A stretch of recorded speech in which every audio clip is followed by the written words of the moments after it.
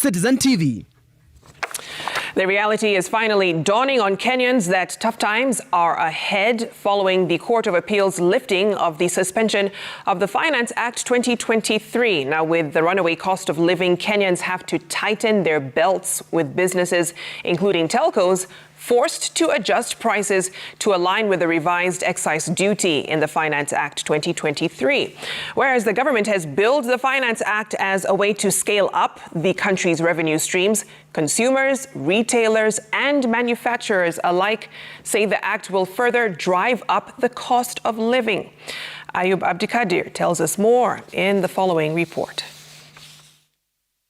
Barely 24 hours after the judges rendered their ruling on the Finance Act, the painful reality is now sinking in for the ordinary Kenyan.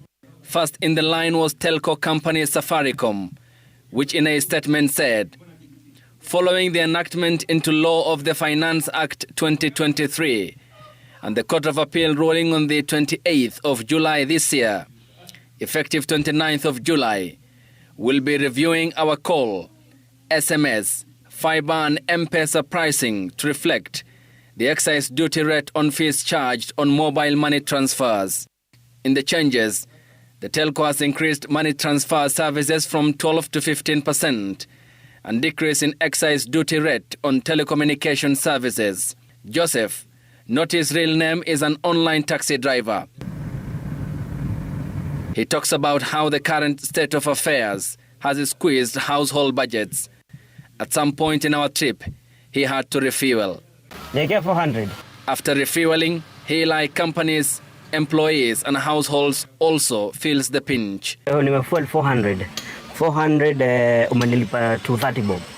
400 230, that is nabaki na 170. So that means 170 hata hujatoa commission yao. Understand? So 170 you have to make so many trips na kuna running cost, your car is wearing out. So basically you are not in business. Utaenda so many trips ndio baki na pesa kidogo. Unanipata? Iko hivyo, it's very difficult. In Nairobi's Mukuru kwa Njenga, we meet Jose Asila. He runs a posho mill with his wife. Unlike any other day, it's a working day. The price changes on his machine are tell-all signs of the runaway cost of living in the country. He confirms to us what's painfully obvious. Wakati tunapandisha, huwa tunaangalia vile wale watu wa kawaida wanasema nini juu ya kupandisha kwetu. Tunaona kweli wanaathirika, lakini hatuna njia tunaweza kuwasaidia. Maana sio sisi tumefinywa, ni kufinywa tumefinywa kutoka nyuma. Becky Mulinge runs a beauty shop in Nairobi's Central Business District. She is aware that the government has introduced a 5% excise duty on human hair, eyelashes and artificial nails, in a move that will see a sharp rise in the prices of these beauty products whose usage is on the rise. Tuseme kitu yenye tulikuwa tunanua 2,000, sasa tunanua labda 2,500, na ni kwa sababu maybe ya mafuta kupanda. Na mafuta ikipanda na hizi vitu mingi hazitoki Kenya, zinatoka nje, so zinatu affect sisi. Both Jose and Becky raise red flags about squeezed household budgets and challenging months ahead for Kenyans. Of course, once you touch on fuel, and this is what we do every day, we are not making money. Things are very tough. Ile pesa unabaki nayo ni kidogo sana.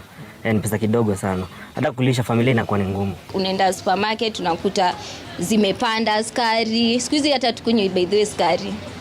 Tunakunywa ndufia. Kwa sababu ya venye maisha imekuwa imepanda. Yeah. Hapa sisi tumesukumwa pande zote. Pande hii tumesukumwa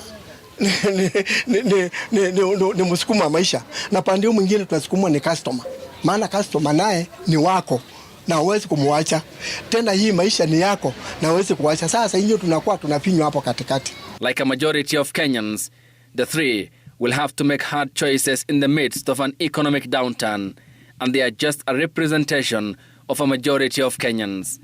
It's a similar picture across the country. There are similar tales of desperation and despair. Ayub Abdikadir, Citizen TV. Respondents in the